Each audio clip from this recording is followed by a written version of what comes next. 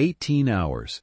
That's how long it took for a stolen radio signal to turn a sunned, perfect plan into a courtroom full of people who had once called his father the man who built half this county with his own 2 hands. But before any of that, there was just an old man kneeling in the snow beside a dead campfire, realizing his only child had just driven away and left him there to die. To understand how Walter Henley ended up in that cabin, you have to go back 51 years, to a construction site in Marlow County, Georgia, where a 19-year-old black bricklayer was told, in front of a crew of 40 men, that he would never be allowed to touch a blueprint as long as he lived. Walter Henley grew up the son of a sharecropper outside Marlow, Georgia, in a 4-room house with no running water until he was 9 years old. His father picked cotton on land he never owned, on a contract he never fully understood, for a man who called him by his first name while expecting to be called Sir in return. Walter watched his father's hands grow thick and cracked from 40 years of labor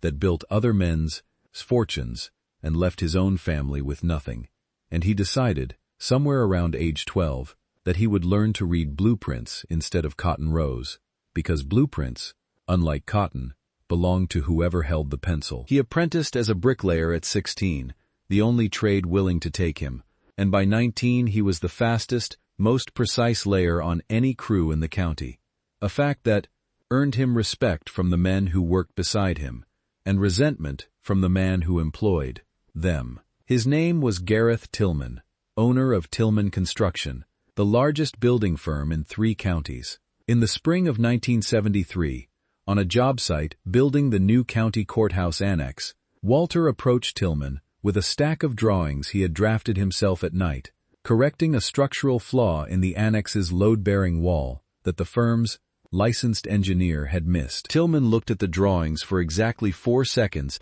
before tearing them in half in front of the entire 40-man crew. "Boys like you don't draw," he said. "Boys like you lay brick where men like me tell you to lay it. Now get back to work before I find somebody who actually wants this job."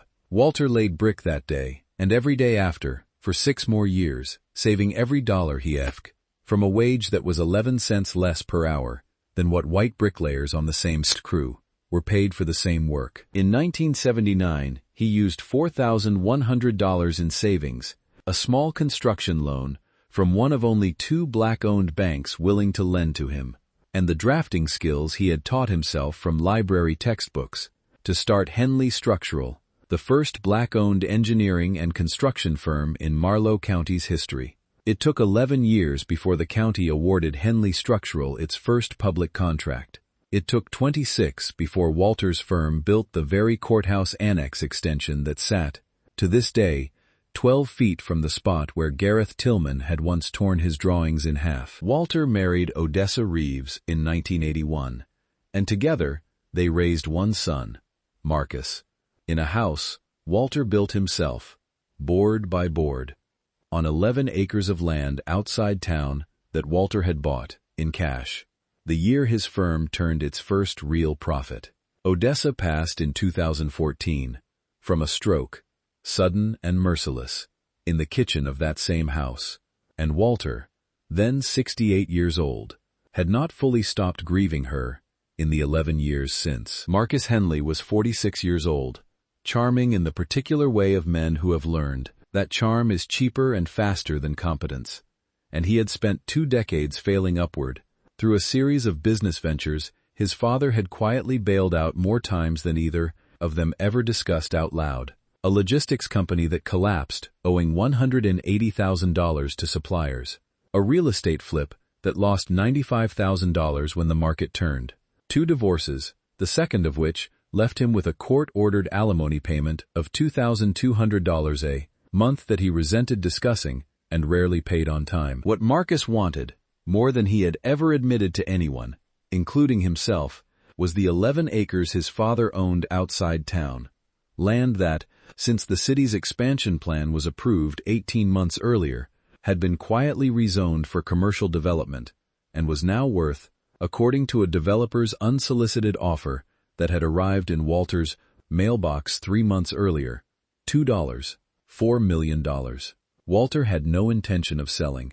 He had told Marcus as much, plainly, the day the offer arrived. "Your mother and I built this place with our hands," he said.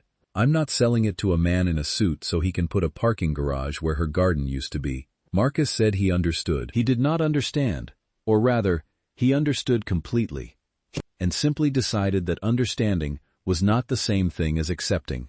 It began the way these things often begin, with concern, gently and repeatedly offered. Marcus started visiting more often, bringing groceries Walter hadn't asked for, mentioning, almost in passing, how worried he was about his father living alone at 79, how a man Walter's age really should have someone with legal authority, who could step in quickly if anything happened. Walter, lonely in the particular way widowers are lonely, and genuinely moved by what looked like a son's concern, agreed eventually to update his power of attorney, naming Marcus as his agent just in case. Signing papers at an attorney's office Marcus had selected and sat beside him through, an attorney named Roland Pugh, whose office, Walter would later learn, had handled at least 3 other similar arrangements for elderly clients across the county in the previous 5 years. Arrangements that had each ended, eventually, with the elderly clients' assets substantially diminished and the attorney's own fees substantially increased. Over the following 4 months, Marcus used that authority carefully. He consolidated accounts for simplicity. He handled paperwork so his father wouldn't have to worry, and on a Tuesday in late October, using a clause buried in the document that authorized him to manage property interests as needed for tax efficiency, he initiated a transfer of the 11 acres into an LLC he had quietly formed 3 weeks earlier, structured to close in 60 days unless Walter personally and formally objected in writing to the county records office, a requirement Marcus was confident his elderly, grieving, trusting father would never think to check for. There was, however, one person in that house who did the checking, Walter's 11-year-old granddaughter, Imani, Marcus's daughter from his first marriage, who spent 2 weekends a month with her grandfather and had, over the past year, developed a habit of helping him organize his mail at the kitchen table, mostly because Walter had told her once that his eyesight wasn't what it used to be, and he appreciated the help, and partly because Imani, sharp and quiet in the way children become quiet when they have learned to watch the adults around them closely, had noticed something in her father's voice over the phone that she did not have words for yet, but did not trust either. It was Imani who found the county notice, tucked between a utility bill and a church bulletin, informing Walter Henley that a property transfer affecting parcel 14B was pending and would would edit soundly, Weersiken. She did not fully understand what it meant. She understood enough to know that her grandfather should see it, and that her father, who had picked up the mail from the box at the end of the driveway the week before and handed Walter only the bills, had not handed him this one. "Grandpa," she said, sliding the letter across the table, "Daddy got the mail Tuesday. This wasn't in what he gave you." Walter read the letter twice.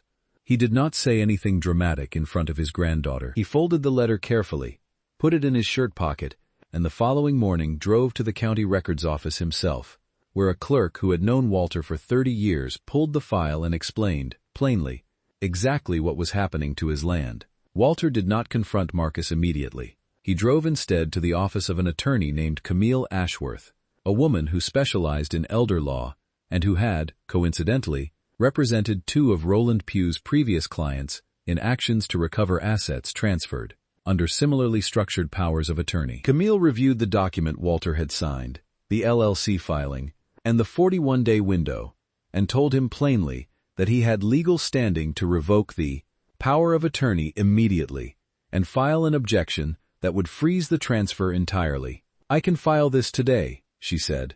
"Your son's plan stops the moment this paperwork hits the clerk's desk." Walter sat with that for a long moment. "If I do that today," he said slowly, "he'll know I found out, and he'll just find another way. I've watched that boy talk his way around every consequence he'd with since he was 14 years old. I want to know exactly how far he's willing to go before I close the door on him for good." It was a dangerous request, and Camille told him so. But she also understood, the way good attorneys eventually understand their clients fully, that Walter Henley had spent his entire life being underestimated by men who assumed his patience was weakness, and that he intended, one final time, to let a man think he had the advantage before showing him otherwise. The plan that formed over the following 2 weeks was simple. Camille would hold the objection paperwork, ready to file the instant it was needed, while Walter continued behaving, in front of Marcus, exactly as he had before, a trusting, grieving old man who suspected nothing. Marcus made his move on a Friday evening in early November, arriving at the house with takeout from Walter's favorite barbecue place, and an idea he presented as a kindness. "Dad, there's a cabin up at Pinecrest Lake. Belongs to a guy I know from the gym. Quiet, good air. I thought it might do you good to get away for a weekend, before winter really sets in. Just the two of us." Walter knew by then exactly what kind of weekend his son was planning, though he did not yet know the specific shape of it. He said yes anyway. They drove up Saturday morning, 2 hours into the hills, to a small cabin at the end of a gravel road that grew narrower and rougher the further they climbed. The cabin was modest, heated by a wood stove that Marcus assured him worked fine, stocked with a thin stack of firewood and a few canned goods. Walter walked through the rooms slowly, the way a man walks through a structure, assessing it without meaning to, and noted, the way only a man who had spent 50 years calculating load tolerances and material failure could note, that the wood stack would not last the night, that the cell signal on his phone had dropped to a single flickering bar the moment they turned off the main road, and that his son had checked his watch 4 times in the first hour, each time glancing toward the darkening sky outside the window with something other than casual interest. That evening, after a quiet dinner, Marcus stood, put on his jacket, and said he needed to drive back down to pick up something he'd for Jace, near the highway. He would be back within the hour. "Marcus," Walter said, "weather's turning. You sure that can wait till morning?" "It can't wait," Marcus said. He paused at the door for a moment, and in that pause, Walter saw, for one unguarded second, the same expression he had once seen on Gareth Tillman's face 51 years earlier, the look of a man who has already decided something is finished, and is simply waiting for the formality of this, leaving to catch up with the decision he made days ago. Then Marcus said, "Get some rest, Dad," and walked out into the cold, and Walter heard the car pull away down the gravel road, and did not hear it come back. 3 hours later, the firewood was nearly gone, the temperature inside the cabin had dropped into the low 40s, and the season's first serious snow had begun falling hard enough to erase the gravel road entirely from view. Walter's phone showed no signal at all. The cabin's landline, when he checked it, produced only silence. He understood, the way he had once understood the moment a load calculation revealed a structure was about to fail, with total clarity and without panic, that his son had brought him to this cabin specifically because the storm forecast made the road impassable by morning, and that he had left with no real intention of returning until the cold had finished what the storm started. Walter Henley did not sit down and wait for that to happen. He had laid brick for 6 years under a man who told him he would never be more than a laborer, and he had built a company from $4,100 and a stack of self-taught drawings, and he had buried his wife and kept standing afterward, and he was not, at 79 years old, going to freeze quietly in a cabin because his own son had decided his life was worth less than 11 acres of land. He searched the cabin methodically, the way he had searched 100 job sites for structural weaknesses over the decades. In a closet behind a collapsed shelf, he found a metal box left behind by whoever had stocked the cabin, years before its current absentee owner took over, a coil of rope, a hatchet, and, wrapped in an oilcloth at the bottom, an old hand-crank emergency radio, the kind built to survive being dropped in a river. He cranked it for 2 full minutes, the way the faded label instructed, and on the 3rd frequency he tried, through a wall of static, a voice answered. "This is Earl Whitfield, Forest Service retired, monitoring this channel out of habit, more than usefulness, most nights." "Who's calling?" "Walter Henley," Walter said. "I'm stranded at a cabin near Pinecrest Lake. No heat left, no phone signal, storm's bad. I'm 79 years old, and I need help getting out come morning." There was a pause on the line. Then Earl's voice again, steady. "Henley. You said Henley." "That's right. You build the new wing on the county hospital back in '09? Henley Structural? I did. Another pause, longer this time. My granddaughter had her appendix out in that wing 2 years ago, Earl said. Good building.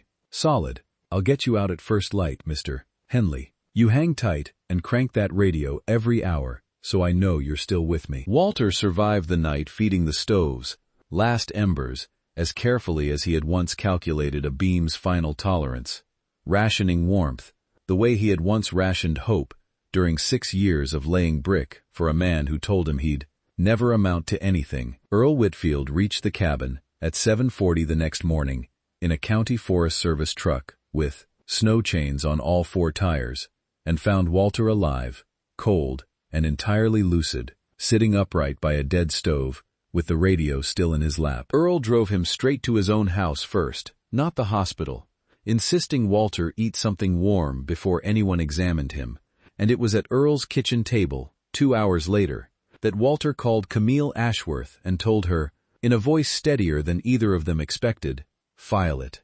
File it today, and call the sheriff's department while you're at it. My son left me up there to die, and I want every bit of it on the record before he gets the chance to tell anyone a different story." Marcus, as it turned out, had already begun telling a different story. He had driven back to town that night, waited the requisite 48 hours, and reported to the county sheriff that he had dropped his elderly father at a cabin for a weekend retreat, and returned to find him missing, describing Walter, to a deputy, and later to a local news reporter, as increasingly confused since my mother passed, and not always fully aware of where he is. He had given one brief interview, standing outside the courthouse annex his own father had built 26 years earlier, wearing an expression of careful, rehearsed grief, saying he hoped wherever his father was, he had found some peace.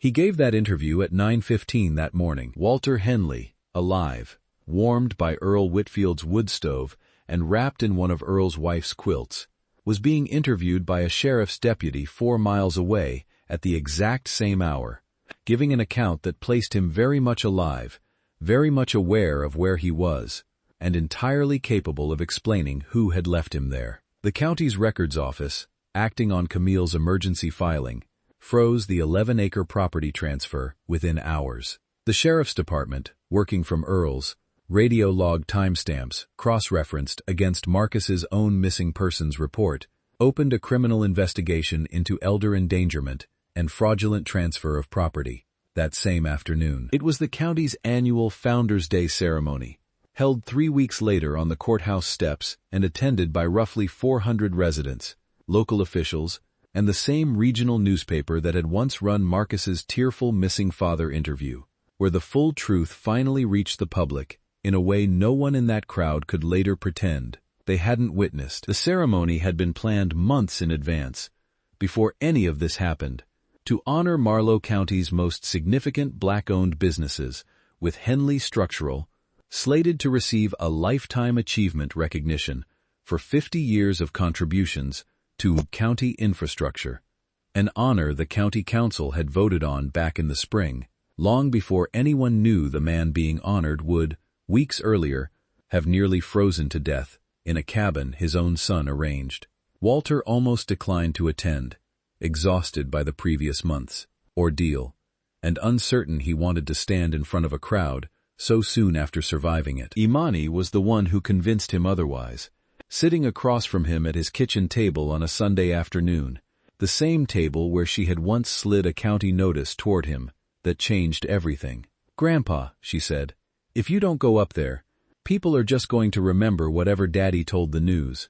You built that courthouse wing. You built half this county. I think you should let everybody see you standing up there alive, telling it the way it really happened." Walter looked at his granddaughter for a long moment, the same way he had once looked at a torn set of drawings on a job site 51 years earlier, understanding that some moments required a person to simply refuse to be erased. "All right," he said. "I'll go." The ceremony took place on a clear, cold Saturday morning, the courthouse steps decorated with bunting, 400 residents gathered in folding chairs and standing along the sidewalk, the county council chair at the podium, the same regional reporter who had covered Marcus's missing persons interview standing near the front with her notebook out. Marcus, unaware that his father intended to appear at all, had not planned to attend, but arrived 20 minutes into the ceremony, drawn, ironically, by his own attorney's advice that being publicly visible and supportive of his father's honor might help counter the growing whispers about the cabin and the open investigation. Walter walked up the courthouse steps slowly, leaning slightly on a cane he had started using since the cabin, wearing his good gray suit, and the crowd, many of whom had read or heard some version of the missing father story weeks earlier, fell into a startled, murmuring quiet at the sight of him, very much alive and walking under his work, toward the podium. The county council chair, flustered but recovering quickly, introduced him with the prepared remarks about 50 years of Henley Structural's contributions to the county. Walter took the podium, looked out at 400 faces, found Marcus standing near the back of the crowd, color draining visibly from his face, and began to speak. 51 years ago, Walter said, his voice carrying clearly across the courthouse steps, a man on a job site, 12 feet from where I'm standing right now, tore up a set of drawings I'd made because he said, "Boys like me don't draw. We just lay brick where men like him tell us to." I want to thank this county for finally seeing fit to recognize what I built since that day. But I also want to tell you something else, because I think this county deserves the whole truth and not just the easy part. The crowd had gone completely still. The reporter's pen had stopped moving. 3 weeks ago, Walter continued, my son drove me up to a cabin near Pinecrest Lake and left me there in a snowstorm with no heat and no working phone. After he'd already started moving to take 11 acres of land my wife and I built our life on.